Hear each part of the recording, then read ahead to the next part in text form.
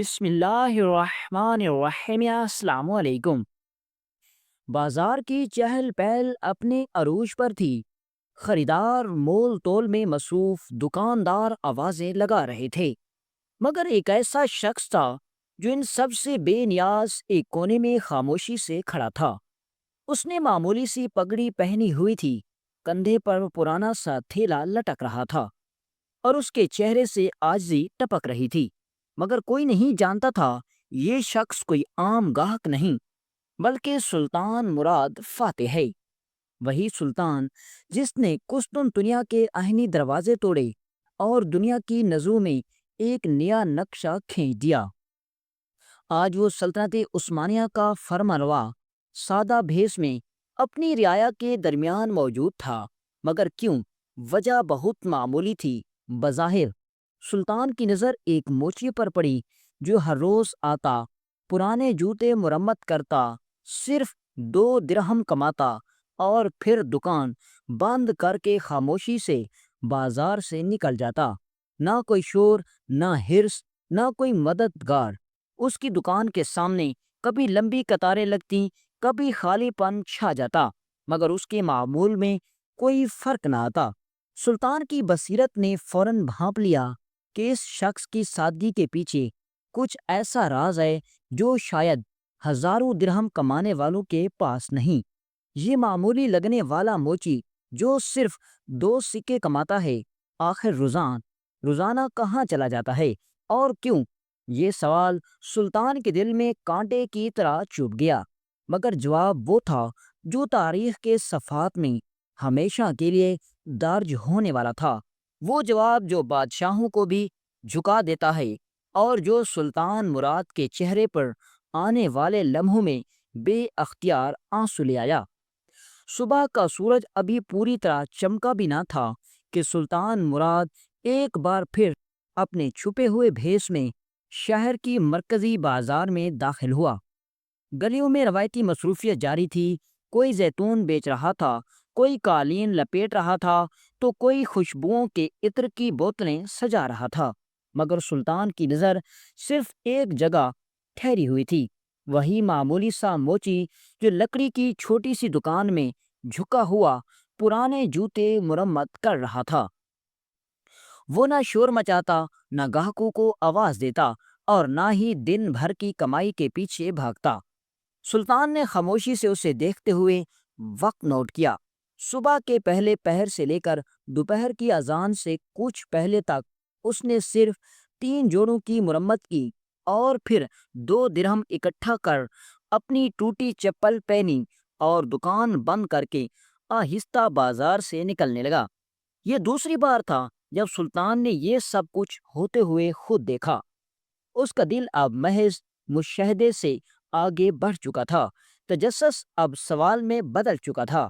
آخر یہ نوجوان ہر روز یہی معمول کیوں دہراتا ہے؟ کیا اس کے پیچھے کوئی مجبوری ہے یا کوئی راز چھپا ہے؟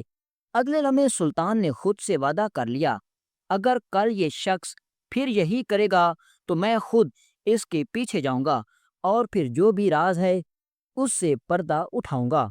اس لمحے اسے اندازہ نہ تھا کہ یہ فیصلہ نہ صرف ایک انسان کی حقیقت سامنے لائے گا، بلکہ تاریخ میں ایک نئے باب کا آغاز بنے گا۔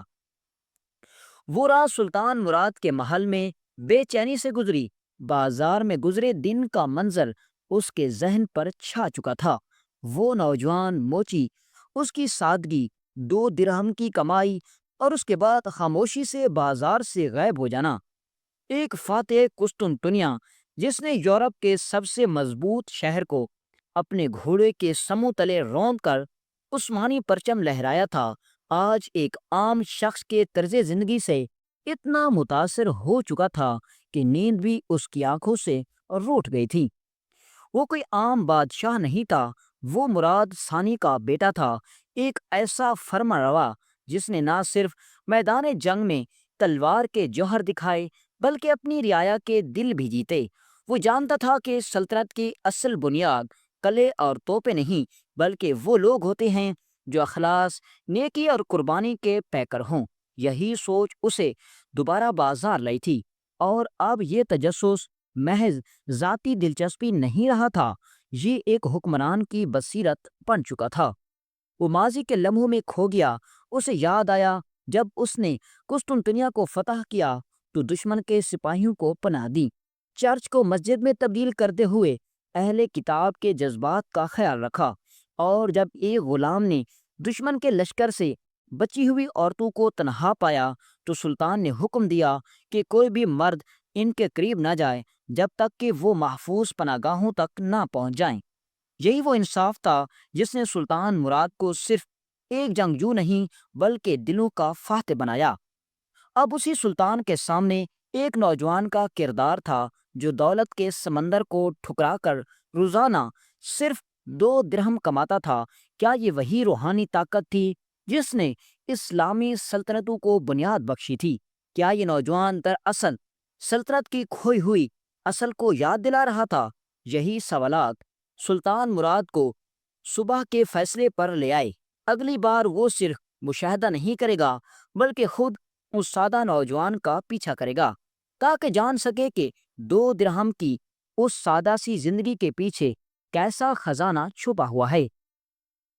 اگلی صبح طلوع آفتاب سے کچھ دیر قبل سلطان مراد ایک بار پھر سادہ لباس میں بازار پہنچا۔ چہرے پر فیصلہ سب تھا، دل میں سوالوں کی طرف اور قدموں میں احتیاط۔ کچھ ہی دیر میں وہی نوجوان موچی دکان کھول کر حسب معمول مرمت میں لگ گیا۔ سلطان نے فاصلے پر کھڑے ہو کر ہر حرکت پر نظر رکھی۔ 3 جونوں کی مرمت، 2 درہم کی کمائی، اور پھر وہی خاموشی سے دکان بند کر کے نکلنے والا عمل۔ مگر آج ایک فرق تھا، سلطان اس کے پیچھے تھا۔ وہ نوجوان شہر کی گلیوں سے گزرتا ہوا شہر کی دیواروں سے باہر نکلا، اور سلطان محتاط فاصلے سے اس کا پیچھا کرتا رہا۔ راستہ اب پتھریلا ہو چکا تھا، سبز جھاڑیوں سے گھرا ہوا، اور وہ ایک سنسان نخلستان کی طرف بڑھ رہا تھا۔ کچھ ہی دیر میں وہ ایک بوسیدہ مٹی کی بنی ہوئی چھوٹی سی جھونپڑی کے سامنے رکا۔ چاروں طرف خاموشی، صرف پرندوں کی آوازیں اور ایک ویرانی جو کچھ چھپائے ہوئے بیٹھی تھی۔ سلطان نے خود کو جھاڑیوں میں چھپاتے ہوئے آگے بڑھایا اور جھونپڑی کے چھوٹی کھڑکی سے جھانکا۔ اندر کا منظر ایسا تھا جس نے ایک فاتح کے دل کو ہلا کر رکھ دیا۔ 2 نحیف کمزور بوڑھے، ایک مرد ایک عورت، بستر پر نیم بے ہوشی کی حالت میں لیٹے ہوئے تھے۔ وہی نوجوان موچی اندر داخل ہوا، اپنے تھیلے میں سے ہلکی پھلکی خوراک نکالی، ایک پیالے میں پانی ڈالا، دوا کے چند قطرے گرم کیے، اور نہایت نرمی اور احترام سے ان دونوں کو سنبھالنے لگا۔ ایک ایک نوالہ ہاتھ سے کھلایا، پانی خود پلایا، اور ان کے ماتھے پر ہاتھ پھیرتے ہوئے دعائیں کرتا رہا۔ یہ کوئی غریب مزدور نہیں لگتا تھا، یہ تو گویا ایک فرشتہ صفت بیٹا تھا جو دنیا سے چھپ کر صرف خدمت میں جیتا تھا۔ سلطان کی آنکھوں میں نمی تیرنے لگی۔ اسے آج پہلی بار لگا جیسے اس نے قسطنطنیہ فتح کر کے صرف شہر نہیں بلکہ ایسے انسانوں کے لیے جگہ بنائی تھی جن کے دل سونے سے زیادہ قیمتی ہیں۔ سلطان کو اب یہ جاننے کی شدید خواہش ہوئی، یہ نوجوان آخر کون ہے؟ یہ 2 درہم کی حد کیوں مقرر کی؟ باقی زندگی اس نے کیوں قربان کی؟ سوال اپنی شدت پر تھا۔ اگلا قدم سلطان کو اس کے دل کی گہرائیوں تک لے جانے والا تھا، اور یہی وہ لمحہ تھا جس کے بعد کہانی صرف ایک راز نہیں رہے گی بلکہ ایک انقلاب بن جائے گی۔ جھونپڑی کے باہر چھپے سلطان مراد کے دل میں اب صرف ایک خواہش تھی، اس نوجوان سے بات کی جائے، سچ کو اس کی زبان سے سنا جائے۔ وہ خاموشی سے دروازے پر دستک دیتا ہے، نوجوان چونکتا ہے، دروازہ کھولتا ہے اور سامنے ایک اجنبی کو پاتا ہے جو بظاہر مسافر لگ رہا تھا۔ سلطان نے نرم لہجے میں پوچھا، اے نوجوان، کیا میں پانی لے سکتا ہوں؟ اس نے مسکرا کر کہا، یہ جھونپڑی ہے، محل نہیں، لیکن پانی، روٹی اور دعائیں یہاں سب کے لیے ہیں۔ سلطان اندر گیا، ماحول دیکھا اور کچھ دیر خاموش رہنے کے بعد سیدھا سوال کیا، تم روزانہ صرف 2 درہم ہی کیوں کماتے ہو؟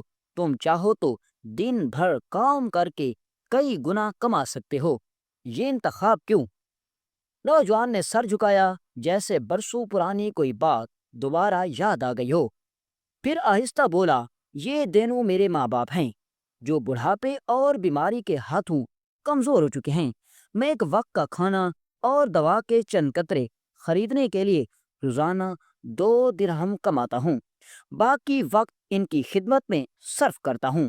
میرے لیے یہی دولت ہے، زیادہ کما سکتا ہوں لیکن وقت بیچنا نہیں چاہتا، کیونکہ وقت اگر دولت کے پیچھے ضائع ہو گیا تو ان کے قدموں میں بیٹھنے کا موقع پھر کبھی نہیں ملے گا۔ یہ سن کر سلطان مراد کی گردن خود بخود جھک گئی۔ وہی سلطان جس نے توپوں سے قسطنطنیہ کے قلعے گرائے تھے، آج ایک جھونپڑی کے فرش پر سچائی کے سامنے جھکا ہوا تھا۔ ایک عام آدمی دکھنے والا نوجوان، اس کی سادگی، اس کی جوان کے الفاظ ہوا میں تحلیل نہ ہوئے، سلطان مراد کے دل پر کندہ ہو گئے۔ وہ لمحہ صرف جذباتی نہیں، تاریخی تھا۔ سلطان نے اپنی شناخت ظاہر کی، نوجوان گھبرا کر پیچھے ہٹنے لگا، مگر سلطان نے فوراً اس کا ہاتھ تھام کر نرمی سے کہا، جس ماں باپ کی خدمت تو کرتا ہے، آج ان کے بیٹے کو ایک باپ جیسا سلطان سلام پیش کرتا ہے۔ اگلے ہی دن محل میں دربار لگا۔ اہل شہر حیران تھے کہ سلطان نے تاج کے نیچے جگہ ایک عام موچی کو دی۔ مراد نے سب کے سامنے اس نوجوان کو کھڑا کیا اور بلند آواز میں کہا، یہی وہ دولت ہے جو سلطنتیں بچاتی ہیں، یہی وہ کردار ہے جو کتابوں میں نہیں دلوں میں زندہ رہتا ہے۔ سلطان نے اس نوجوان کے والدین کی مکمل علاج، زندگی بھر کے اخراجات اور مستقل عزت افزائی کا فرمان جاری کیا، مگر نوجوان نے جھک کر صرف اتنا کہا، مجھے کوئی نام نہیں چاہیے، بس اتنی مہلت دیجیے کہ جب یہ دونوں دنیا سے رخصت ہوں میں ان کے قدموں میں بیٹھا رہوں۔ سلطان مراد کی آنکھیں نم ہو گئیں۔ اس نے فرمایا، تو نے مجھے آج فتح قسطنطنیہ سے بڑی فتح دکھائی۔ دلوں کی فتح، تیرے جیسے افراد ہی سلطنت کا ستون ہوتے ہیں، نہ کہ قلعے، توپے یا تلواریں۔ یہ کہانی دربار میں ختم ہوئی، مگر تاریخ میں ہمیشہ کے لیے زندہ ہو گئی، کیونکہ یہ کہانی ایک درہم، ایک جھونپڑی اور ایک سچے بیٹے کی تھی جس نے سلطان کو جھکا دیا۔ ترجیحات سلطان کو سبق دے رہی تھی۔ سلطان جان گیا کہ سلطنت صرف تلوار سے نہیں، ایسی روحوں سے قائم رہتی ہے جو والدین کو جنت مان کر پوری دنیا کو ٹھکرا دیں۔